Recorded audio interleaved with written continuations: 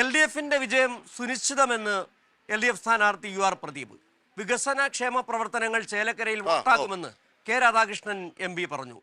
സംസ്ഥാന സർക്കാരിന്റെ ഭരണത്തിന് വിരുദ്ധമായ വികാരം ഉണ്ടാകുമെന്ന് കരുതുന്നില്ലെന്ന് സംവിധായകൻ ലാൽ ജോസ് പറഞ്ഞു.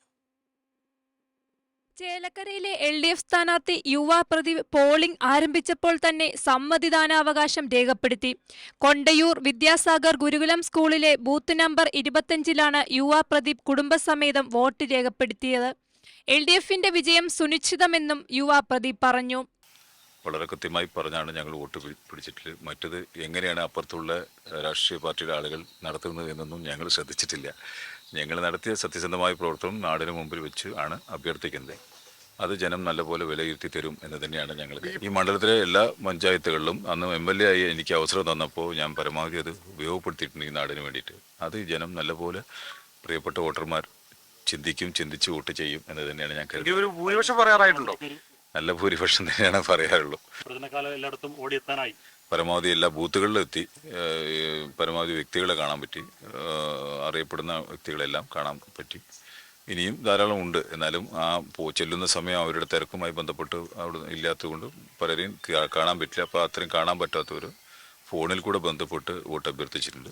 K Radhakrishnan MP Thonnayurkara AUP സ്കൂളിൽ വോട്ട് രേഖപ്പെടുത്തി.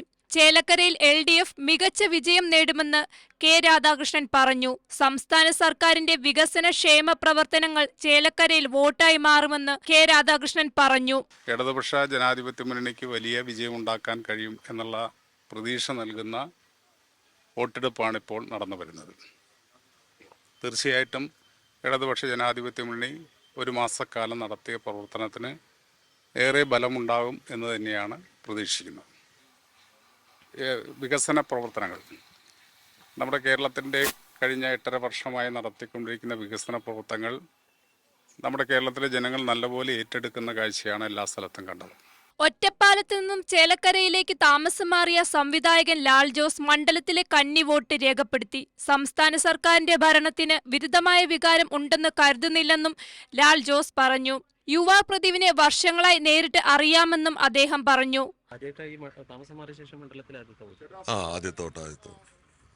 കൃത്യമായി പൊളിറ്റിക്സ് ഒക്കെ ഇപ്പോഴും നിരീക്ഷിക്കുകയും അങ്ങനെയൊക്കെ തന്നെയാണോ? അങ്ങനെയല്ലേ വേണ്ടത്. രാഷ്ട്രീയമൊക്കെ ശരിക്കും നിരീക്ഷിക്കുന്നുണ്ട്. രാഷ്ട്രീയത്തിന് വെളിയിലുള്ള സാംസ്കാരിക മേഖലയിലെ ഏക VIP എന്ന് വേണമെങ്കിൽ പറയാം ഈ മണ്ഡലത്തിൽ. അപ്പോൾ അതുകൊണ്ടായിരിക്കും ഇത്രയും പ്രാധാന്യം തന്നെ. അല്ല, അത് മാത്രമല്ല, ഇവിടെ ഈ പ്രായത്തിലൊരു കന്നി വോട്ടർ ആവാൻ പറ്റുക എന്ന് പറയുന്നത് പ്രദീപിനെയൊക്കെ എനിക്ക് അറിയുന്നതാണ്, നേരിട്ട് അറിയുന്ന ആളാണ്. കേരളത്തിലൊരു ഭരണവിരുദ്ധ വികാരമുണ്ടോ? അങ്ങനെ പറയാൻ പറ്റില്ല. തുടർച്ചയായിട്ട് ഭരിക്കുമ്പോൾ പരാതികൾ കൂടും. കൂടുതൽ കാലം നിൽക്കുമ്പോൾ കൂടുതൽ പരാതികളുണ്ടാവും. ആര് ഭരിച്ചാലും എല്ലാ കാലത്തും എപ്പോഴും ഒരു പരാതിയും ഇല്ലാതെ ആർക്കെങ്കിലും ഭരിക്കാൻ പറ്റുമോ? എനിക്കറിഞ്ഞൂടാ. News desk Kairali news.